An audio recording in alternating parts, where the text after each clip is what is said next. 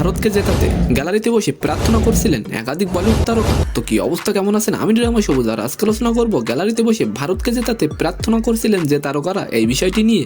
বিশ্বকাপের ফাইনালে গতকাল অস্ট্রেলিয়ার মুখোমুখি হয়েছিল ভারত। তৃতীয়বার বিশ্বসেরা হওয়ার হাত চালিয়েছিল ভারতের সামনে। এই ম্যাচ দেখতে হাজির হয়েছিলেন ক্রিকেট প্রেমীরা। শুধু ক্রিকেট প্রেমীরা নন, রোববার গ্যালারিতে হাজির হয়েছিলেন নরেন্দ্র মোদী সহ একাধিক বলিউড তারকা। সাদার উপরে নীলের নকশা করা পোশাক পরে স্টেডিয়ামে হাজির হয়েছিলেন বিরাটের বউ অনুষ্কা।